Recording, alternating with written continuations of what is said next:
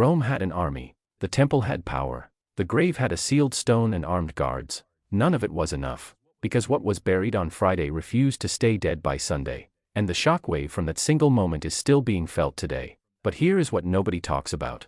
It wasn't just the resurrection that changed everything. It was what happened after. The chaos, the fear, the fire that spread from a small upper room and swallowed an entire empire whole. This is that story, and it is far stranger than you think. It started with the sky, not a cloud, not a storm rolling in from the west. This was different. The sun was up. It was the middle of the day, and then the light just stopped. Jerusalem went dark. Not slowly, not gradually, all at once. Merchants froze mid-sentence. Children grabbed their mothers. Soldiers who had seen battle, who had watched men die without flinching, went quiet. Something about this darkness felt alive, heavy, like it was watching. On a hill just outside the city walls, 3 men hung on crosses, but only one of them held the attention of the sky. His name was Jesus of Nazareth, and he was dying. His body was torn. Every breath cost him something. His hands were nailed. His feet were nailed. The crowd below mocked. The religious leaders watched with satisfaction. The soldiers cast lots for his clothing like it was just another execution. But it wasn't. Because the men on that cross hadn't fought back, hadn't begged, hadn't cursed his killers. He looked down at the very people destroying him and said something that made no sense at all. Father, forgive them. Then the earth moved. Not a tremor. A full earthquake. Stones split. Walls cracked. And in the heart of the city, inside the most sacred building in all of Israel, something impossible happened. The temple veil tore. From top to bottom. That veil was not a curtain. It was not decoration. It was 60 feet tall, 4 inches thick. It had stood untouched for generations. It separated ordinary people from the holy presence of God. Only the high priest could pass through it, once a year, with blood and ritual and trembling, and it ripped like paper. The priests screamed. Some ran. Some fell face down on the cold stone floor, because something had just changed that no human hand had touched. And that was only the beginning. 3 days passed. Jerusalem tried to go back to normal. Markets reopened. Guards returned to their posts. The religious leaders breathed a little easier. The threat was buried, sealed, guarded by Roman soldiers whose job was to make sure nothing moved that stone. They thought it was over. It was not over. Early Sunday morning, before the sun had fully risen, a group of women walked through the quiet streets toward the tomb. They carried spices. They carried grief. They had watched him die. They had watched him buried. And now they were coming to do the only thing left to do. Honor a dead man. But when they arrived, the stone was gone. Not rolled aside. Gone. The guards were gone too. Some sprawled on the ground. Others had fled. These were Roman soldiers. Trained. Hardened. Men who did not scare easily. And whatever they had seen in the night had emptied them completely. The women stepped closer. Hands trembling. Hearts pounding. They looked inside. The tomb was empty. But here is the detail that stopped everyone cold. The burial cloths were still there. Neatly folded. Undisturbed. Thieves don't fold linen. Grave robbers don't leave things tidy. This was not a theft. This was something else entirely. Then 2 figures appeared inside the tomb, clothed in light so intense the women shielded their eyes. And the words they spoke cut straight through the grief like a blade. Why do you look for the living among the dead? He is not here. He has risen. The women ran. Not away from fear alone, but from something they had no word for yet. Something between terror and joy that made their legs move faster than they ever had. They burst through the door where the disciples were hiding. Locks bolted. Curtains drawn. 11 men sitting in the dark trying to survive their own despair. And Mary Magdalene said 3 words that changed everything. I saw him. Peter and John looked at each other. Then they ran. Through the streets. Through the garden. All the way to the tomb. John arrived first but stopped at the entrance. Peter pushed past him and went straight in. He saw the folded linen. He saw the empty stone shelf where a body should have been. And something shifted inside him that no amount of guilt or grief could stop. But seeing an empty tomb was one thing. What happened that night behind locked doors was something nobody in that room was prepared for. The doors were locked. Every bolt thrown. Every window covered. 11 men crammed into one room, barely speaking, barely eating. The city outside was still buzzing with rumors about the empty tomb. The religious leaders were already paying people to spread a different story. The disciples had one question burning through all of them. What do we do now? Then the air changed. No door opened. No window moved. No footsteps on the stairs. One moment the room was empty of him. The next moment it was not. He was simply there. Standing in the middle of the room. Alive. The reaction was not what you might expect. There was no immediate celebration. No rushing toward him. These were men frozen by shock. Some stumbled backward. Some dropped to the floor. One account says they thought they were seeing a ghost. And then he spoke. "Peace be with you." Just that. 3 words. Calm. Steady. Like a man who had not just conquered death but was completely unbothered by it. He showed them his hands. The nail marks still visible. He showed them his side. The wound from the spear still there. This was not a vision. This was not grief playing tricks on tired minds. This was a body. Flesh and bone. Real enough to touch. And then something extraordinary happened. He asked them for food. They gave him a piece of fish. And he ate it. Right there in front of them. Because apparently the first thing the resurrected Son of God wanted after defeating death was a meal. The room shifted from terror to something else entirely. But one man was missing that night. Thomas. And when the others told him what they had seen, Thomas said something that has echoed through centuries. "Unless I see the nail marks with my own eyes, unless I put my finger where the nails were, I will not believe." 8 days passed. 8 long days of Thomas carrying the doubt like a stone in his chest. 8 days of the others trying to convince him. 8 days of tension inside that small hidden room. Then it happened again. Same locked doors. Same sudden presence. And this time Jesus looked directly at Thomas. Not with anger. Not with disappointment. With something far more disarming than either. "Put your finger here. See my hands. Stop doubting and believe." Thomas fell to his knees. The words that came out of him were not a whisper. They were a declaration. "My Lord and my God." But the disciples were still hiding. Still locked inside. Still waiting. And what Jesus said next would pull them out of that room and send them to the ends of the earth.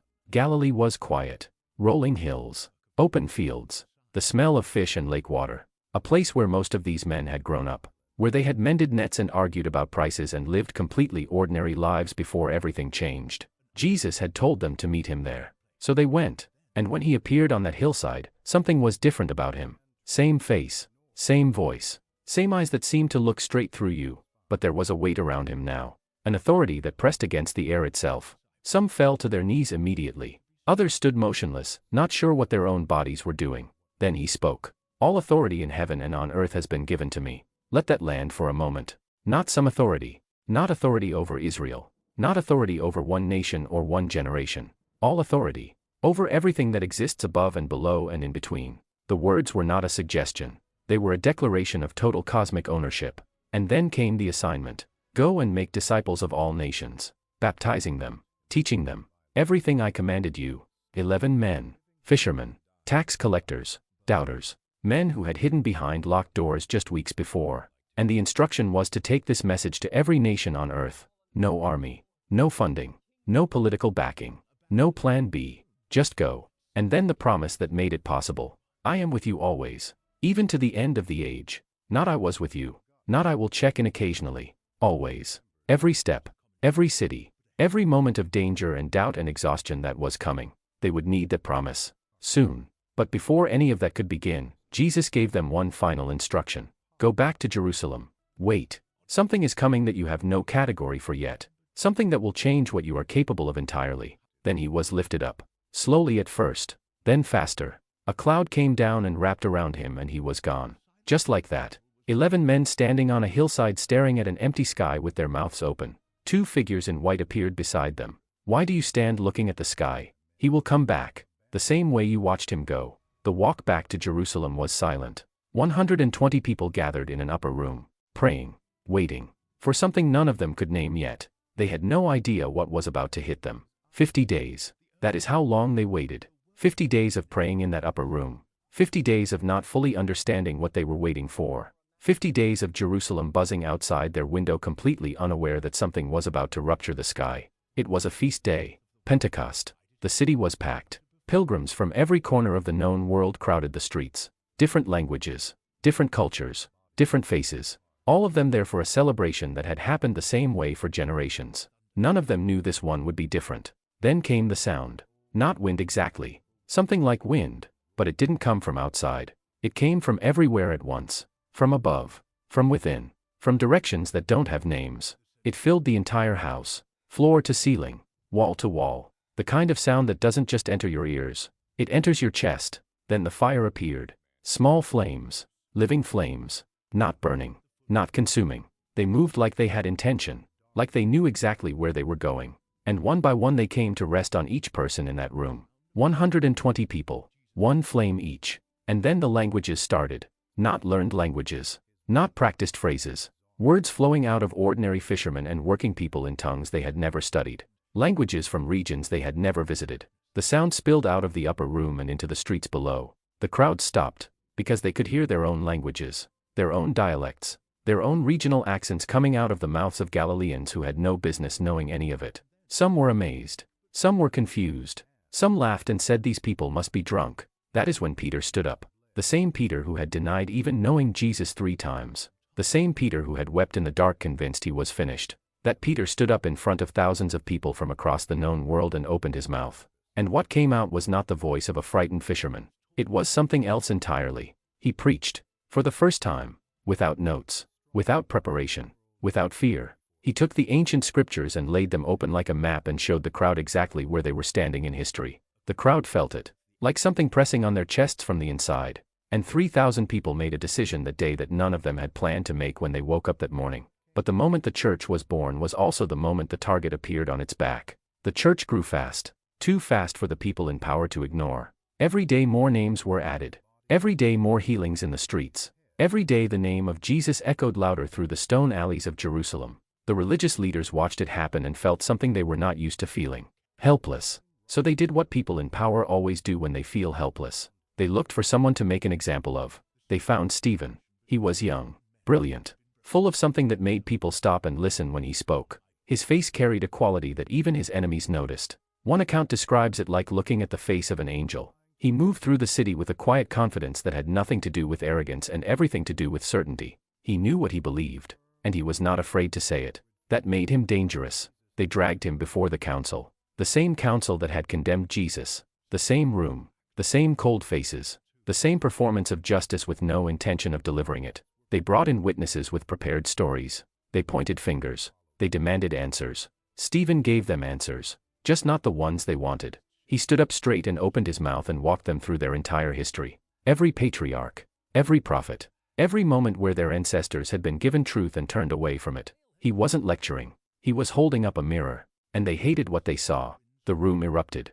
Men covered their ears like the words physically hurt them. The shouting became a roar. The roar became movement. And the movement became a mob that dragged Stephen through the streets and out of the city gates before anyone could stop it. The stones started flying. Stephen did not run, did not fight back, did not curse them. He looked up, and those closest to him said his face never changed. Still that same quality, still that same light. As the stones hit him he dropped to his knees, and with his last breath he said something that stunned everyone close enough to hear it. Lord, do not hold this sin against them. Then he was gone. On the edge of that crowd stood a young man holding the cloaks of the men throwing stones. His eyes were sharp.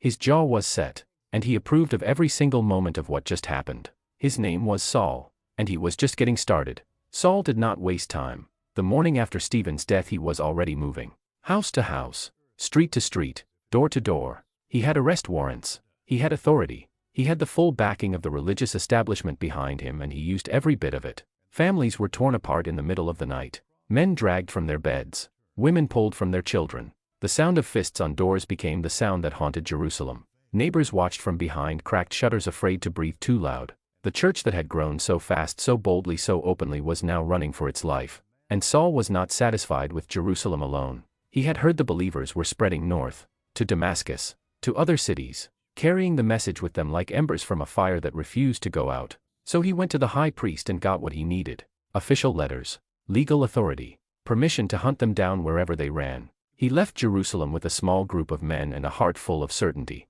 He was not a villain in his own story. He genuinely believed he was protecting his faith, defending his God, doing what was right and necessary and holy. That is what made him so dangerous. The road to Damascus was long and dry and unremarkable. Dust and heat and the sound of sandals on stone. Saul had made this kind of journey before. He knew what he was going to do when he arrived. He had done it before. He would do it again. Then the light hit. Not sunrise. Not reflection off water. This was something that came from no direction and every direction simultaneously. Brighter than anything Saul had ever seen. Brighter than anything a human eye should be able to survive. He hit the ground hard. The men around him froze. Some fell. Some just stood there with no framework for what was happening.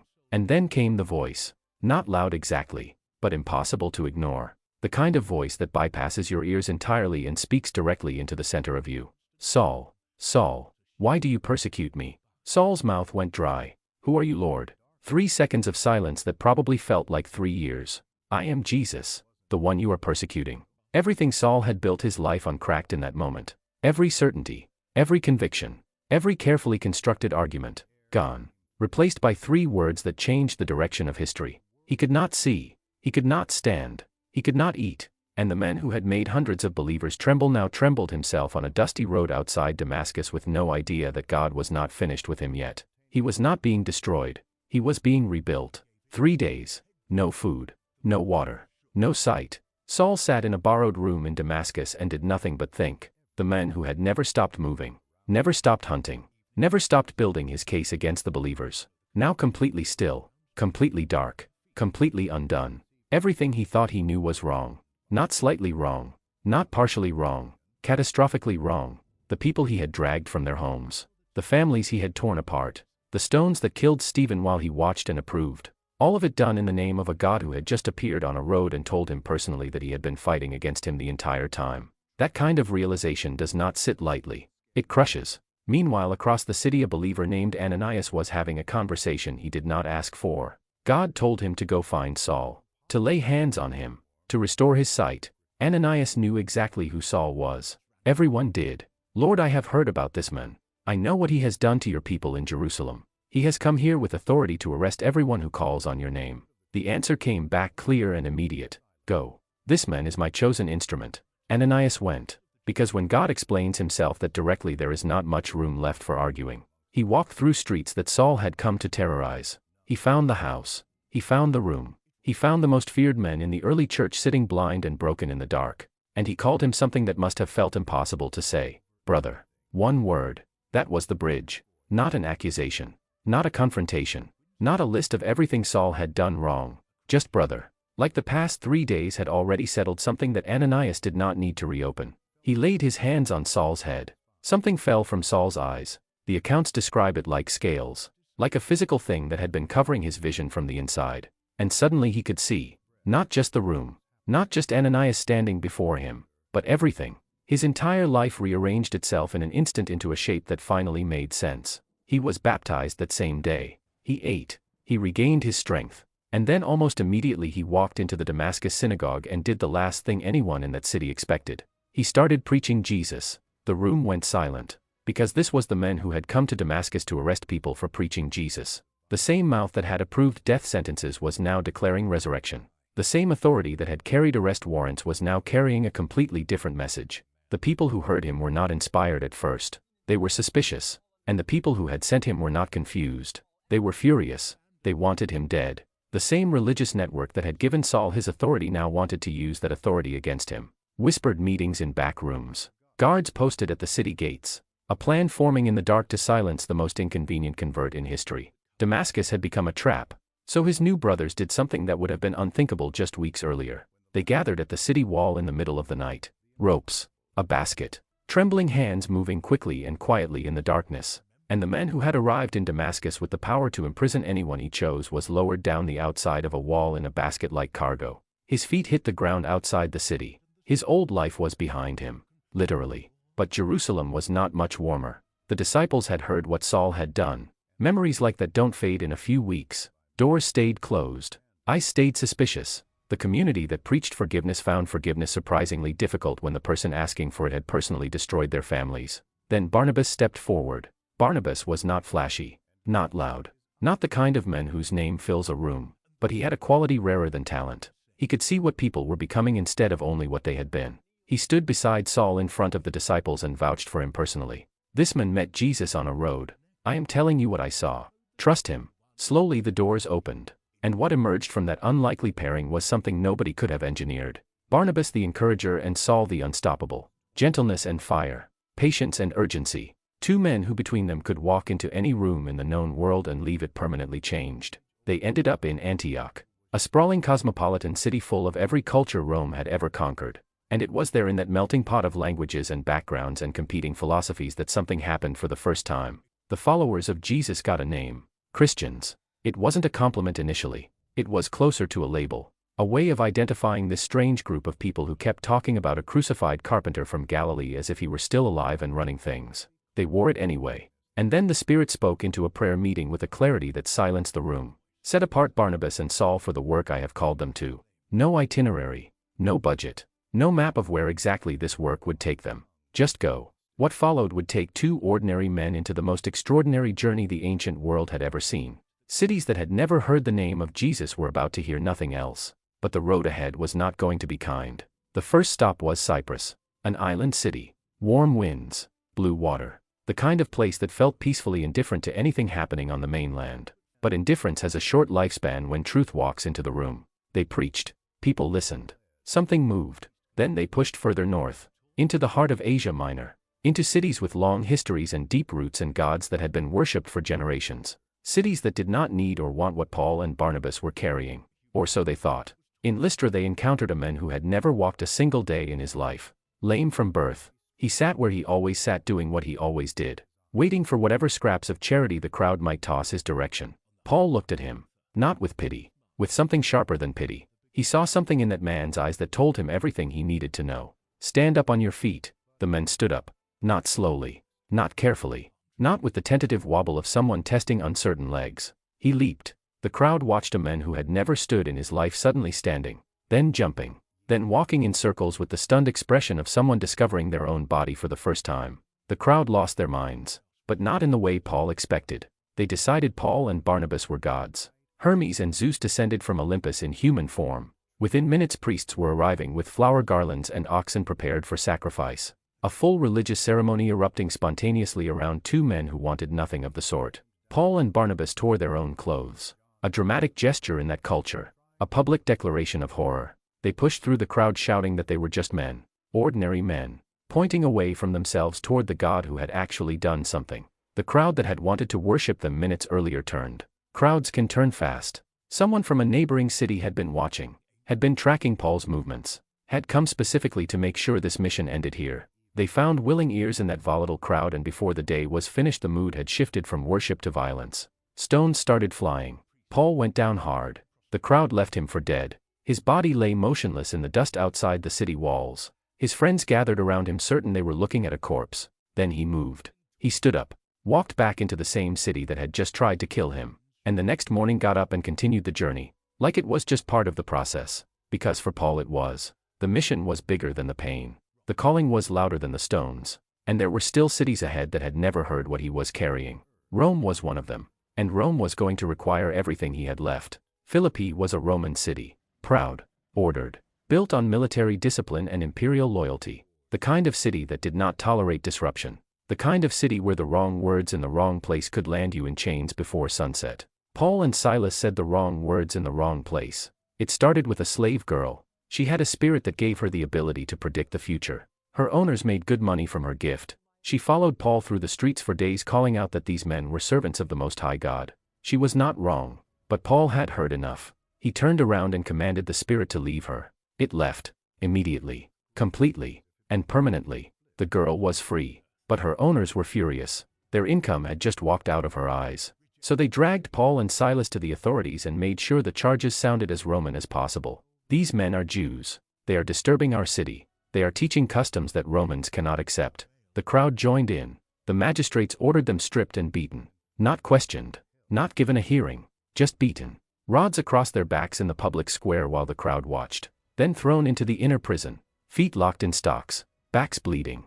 Sitting in the darkest corner of a Roman jail with no legal recourse and no way out. Midnight came, and Paul and Silas started singing, not quietly, not under their breath, loudly enough that the other prisoners could hear them clearly. Men sitting in chains in the dark listening to two bleeding men sing like they were anywhere other than where they were. Then the earthquake hit, the foundations shook, every door in the prison flew open, every chain fell loose, every prisoner suddenly free to walk out into the night. The jailer woke up, saw the open doors, drew his sword, because in Rome a guard who lost his prisoners paid with his own life, and he was not going to wait for the morning to make the calculation.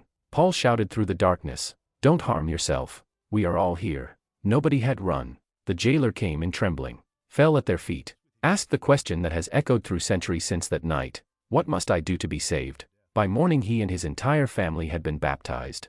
A Roman jailer, a man whose job was to keep the gospel contained, now carrying it home to everyone he loved. But Paul's destination was still ahead. Rome itself, the throne of Caesar, the center of the empire that controlled the known world. Paul had been moving toward it for years, not as a conqueror, not as a revolutionary, but as a prisoner in chains who carried something no chain could hold. And what happened when he finally arrived would shake the empire from the inside out. Rome was everything they said it was: massive, overwhelming, streets that never slept, markets that never closed, the smell of power baked into every stone, emperors and senators and soldiers and slaves all moving through the same city in completely different worlds, a place that had seen everything and been impressed by nothing. Paul arrived in chains, not sneaking in through a back gate, not hiding his identity, escorted by Roman soldiers through the city that considered itself the center of the universe, a prisoner from a distant province carrying a message that Rome had no category for yet. He was placed under house arrest. One room, one guard, limited movement. Most people in that situation would have considered it a sentence. Paul considered it an office. He wrote letter after letter after letter to churches he had planted across the empire, to individuals wrestling with doubt and division and the daily difficulty of living differently than everyone around them. Words pressed onto parchment in a Roman prison that would outlast every emperor who ever sat on a throne in that city. Words that are still being read today. He wrote about love in a way that made the word mean something it had never quite meant before. He wrote about suffering not as punishment but as preparation. He wrote about a peace that made no logical sense given his circumstances and somehow that made it more convincing, not less. Visitors came constantly: Romans, Greeks, Jews, slaves, free men, soldiers assigned to guard him who ended up sitting longer than their shift required listening to a prisoner explain things that made the empire feel suddenly small. The gospel was spreading through Caesar's own household. The very heart of Roman power was being quietly transformed from the inside by a chained man in a rented room. But Rome was growing uncomfortable. Nero sat on the throne, unstable, paranoid, looking for someone to blame for the city's problems. The Christians were a convenient target. Strange people, refused to worship the emperor, kept talking about a different king, easy to misrepresent, easy to demonize. The persecution that followed was unlike anything the early church had faced. Believers burned as torches in Nero's garden, thrown to lions in arenas while crowds cheered, hunted through the catacombs beneath the city, killed for sport by an empire that had decided this small movement needed to be extinguished permanently. It did not work. Paul was eventually brought before Caesar, not as a diplomat, not as a freeman, as a condemned prisoner whose voice Rome had finally decided it could no longer tolerate. The verdict was already written before the hearing began. He was beheaded outside the city walls. Peter was crucified. He asked to be placed upside down on the cross, refusing to die in the same position as his master. One final act of humility from a man who had spent his whole life learning what that word actually meant. Two of the greatest voices the early church ever had,